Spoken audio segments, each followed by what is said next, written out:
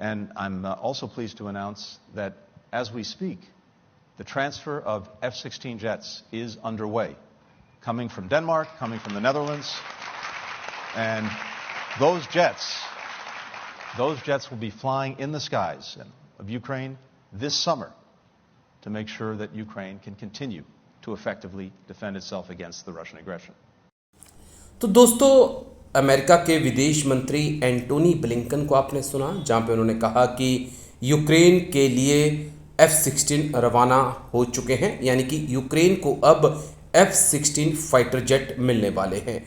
ये fighter jet कितने खतरनाक हैं और इन फाइटर जेट के मिलने के बाद क्या यूक्रेन रूस के ऊपर हावी हो पाएगा, आज इसे ही समझने की हम कोशिश करेंगे जाने माने डिफेंस एक्सपर्ट से। लेकिन उससे पहले F-16 की खासियत एक बार हम जान लेते हैं।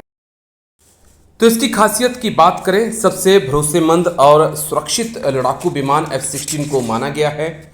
15,235 किलोमीटर की ऊंचाई तक उड़ान भर सकता है, 21.7 टन वजन लेकर उड़ सकता है। F-16 की रेंज 4,200 किलोमीटर है, 2,145 किलोमीटर प्रति घंटे की रफ्तार से उड़ सकता है। सिंगल इंजन वाला मल्टी रोल लड़ाकू विमान है। F-16 चौथी जनरेशन का लड़ाकू विमान है। हवा से हवा और हवा से जमीन पर हमला करने वाली मिसाइलें इसमें लगी हुई हैं।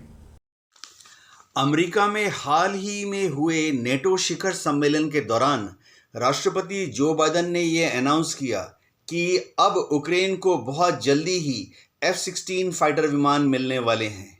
गौरतलब बात है कि इन विमानों को डेनमार्क और नीदरलैंड की एयरफोर्स से यूक्रेन की एयरफोर्स को ट्रांसफ़र किया जाएगा। यूक्रेन के फाइटर पायलट पिछले 6 महीने से डेनमार्क में और नीदरलैंड में इन F-16 विमानों को उड़ाने की प्रशिक्षण ले रहे थे। एक और महत्वपूर्ण सूचना यह है कि अब यूक्रेन के जो टेक्निकल पर्सनल हैं, यानी उनके जो टेक्नीशियंस हैं एयरफोर्स के, उनको भी इन F-16 के रखरखाव के लिए ट्रेन किया जा रहा है। अब F-16 जो है बहुत ही बेहतरीन air to air combat aircraft है और बहुत ही शानदार एयर टू ग्राउंड हमले में काबिलियत रखता है। अगर यूक्रेन की एयरफोर्स इन F-16 को ऑपरेशनली ठीक तरह से डिप्लॉय कर पाती है और यूज़ कर पाती है, तो ये रशिया की एयरफोर्स के लिए एक बहुत ही चैलेंजिंग असाइनमेंट होगा।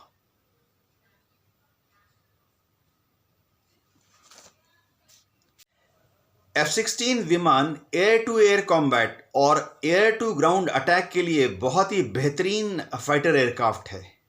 देखना यह पड़ेगा कि क्या अमेरिका या नेटो देश यूक्रेन की एयरफोर्स को ये इजाज़त देते हैं कि इन F-16 विमान के साथ यूक्रेन के जो एयरफोर्स के पायलट हैं वो रूस में घुसकर रूस की एयरफोर्स या रूस की एयरफोर्स के जो अड्डे हैं उन पर हमला कर पाएंगे। ऐसा शायद लग रहा है कि अमेरिका जब ये F-16 यूक्रेन की एयरफोर्स को दे रहा है तो वह शायद एक कंडीशन लगाएगा कि इन F-16 का इस्तेमाल सिर्फ यूक्रेन की आसमान के एयर डिफेंस के लिए ही करना है, और अगर इन F-16 से ज़मीनी हमला करना है तो वो भी यूक्रेन के अपने हिस्से जो कि रूस ने कब्जा लिए हैं, जैसे कि दोनेत्स्क, लुहांस्क, ज़ैपोरिज़िया, खेर्सन या क्राइमिया, सिर्फ वहाँ पर ही इन F-16 का इस्तेमाल हवा से ज़मीनी हमले के लिए करना है।